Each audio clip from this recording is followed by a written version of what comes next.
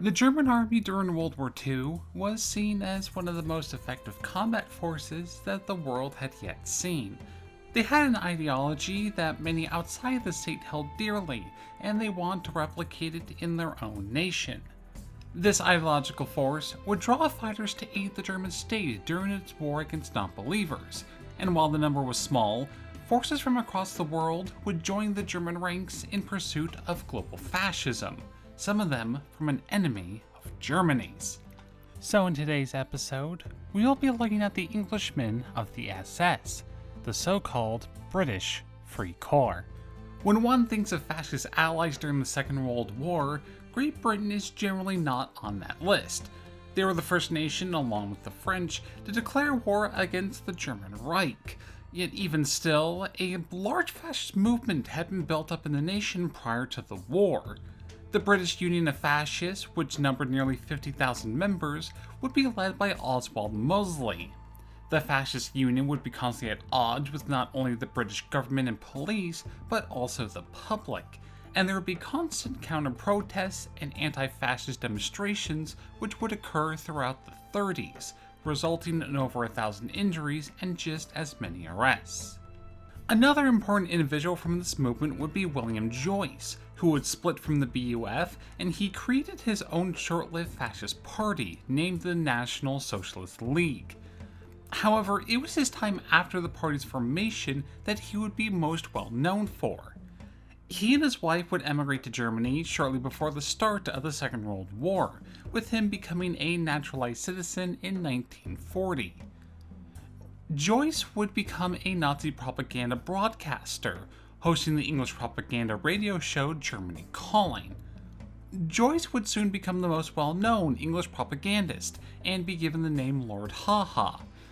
In Britain, the listening to German Colony was not illegal, but it was heavily discouraged, and yet nevertheless, Joyce at his height would have nearly 6 million regular listeners within the Isles and millions more unoccasional listeners. The goal of these broadcasts were mostly to demoralize the Allied war effort via propaganda, and attempt to get the public to increase their calls for peace against the Axis powers. They would do this primarily by giving heavily exaggerated reports of Allied trooper material losses. However, it was generally the only avenue to learn of the fates of families or friends that ended up behind enemy lines, and many individuals, even though they were well aware it was Nazi propaganda, would tune in. The idea of the British Free Corps was constructed by British fascist John Amory. He was the son of Leo Amory, the Secretary of State for India and Burma during the war. John had long been an anti-communist, and viewed the German style of fascism as the only true way to block communism from taking over the world. He would emigrate to France in 1936, from there joining the Spanish Civil War in connection with Italian volunteers for Francisco Franco, and he would be awarded a Medal of Honor.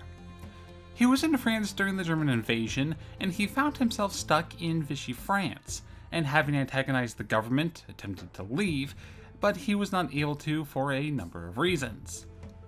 When Germany invaded the USSR in the summer of '41, Amory was shocked that his home nation had now allied itself with the communist USSR, something that he viewed as a betrayal of the empire. Amory would be granted an audience in Berlin in late 1942, and it was here that he suggested the formation of a British anti-Bolshevik military group similar to the LFV, a French anti-communist unit. He would be given the chance to do so in April of '43, when he was granted the opportunity to recruit 1,500 Englishmen. He first aimed to recruit 50 to 100 men for propaganda purposes, and to establish a corps of men with which to attract additional members from. Amory began his recruitment drive in St. Denis, a POW camp not far from Paris, and his drive was for a unit he named the British Legion of St. George. He would preach to an audience of around 50 men, and handed out material to attempt to sway them to join the cause. His first efforts at recruitment were complete failures, but he persisted and eventually was rewarded with 4 recruits, 2 of which were later taken by the Wehrmacht for other purposes, and a handful of British prisoners would be tortured into joining the Legion, with one such individual saying the following. Upon arrival, we were stripped, made to watch our uniforms get ripped to pieces, and then given a blanket to cover up with, placed in a cell with just the blanket, and fed just only 250 grams of bread and a pint of cabbage soup. We weren't allowed out except to empty the waste bucket. After 2 days, I was taken before a so-called American who asked for my name, number, and date of birth, then returned to my cell.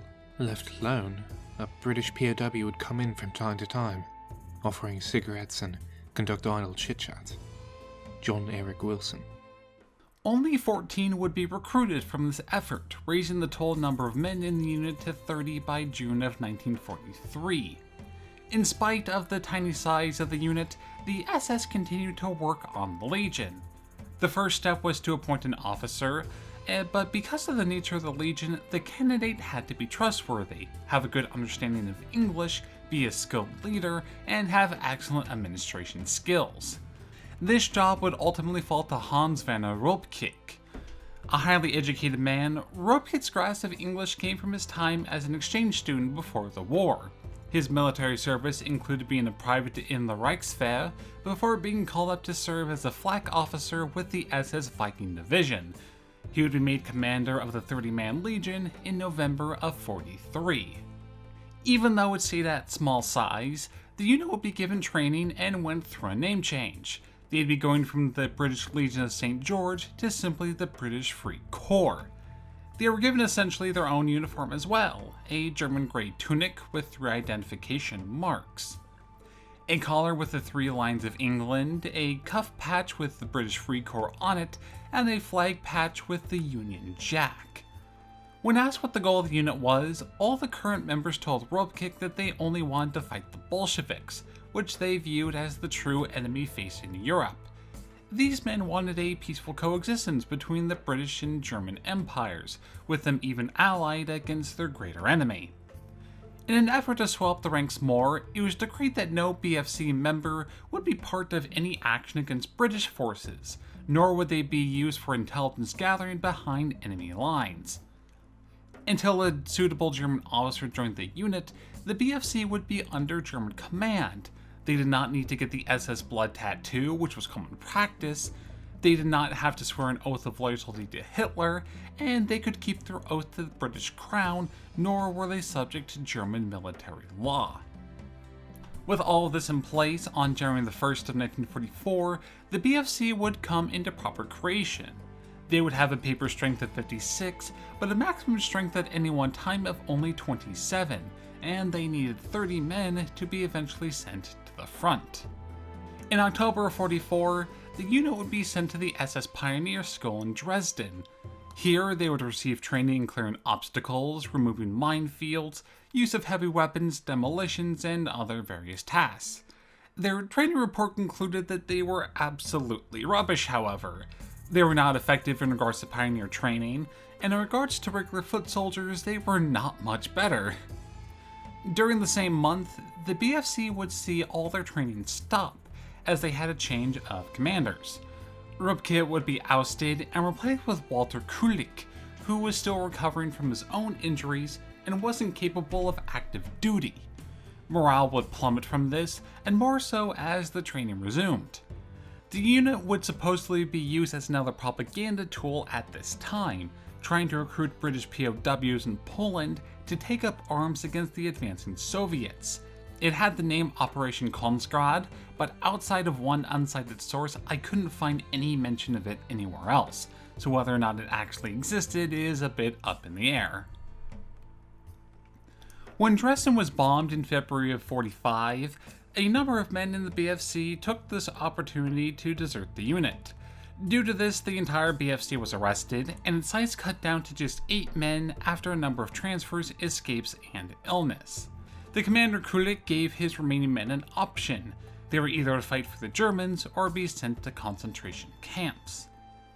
All of the remaining men chose to fight, and they would be transferred to the 3rd Panzer Corps, where they would come under fire by Soviet artillery near Stettin, where no injuries were reported. They would later get transferred to the 11th Norrland Division, where they saw no action, although some claim to have seen action during the Battle of Berlin. Most of the men would be captured by the Soviets and reprimanded to the British in 1946, while many of the former members, including all former British commanders of the units, managed to escape and get captured by the Western Allies. The British had known of this unit for some time, but even still, it took them a fair bit of time to track down the men and make them see justice. Amory was arrested in northern Italy and would be charged with treason and later hung. Other men, such as Eric Pleasance, was arrested and sentenced to 10 to 15 years in prison, with most of them serving just half that term, or they would die in prison. Yet the BFC was not the only unit of British subjects that would join in arms against their mother country. One more such unit would exist, not being from England itself, but being from the crown jewel of the British Empire, that being India. But that is a topic for another time.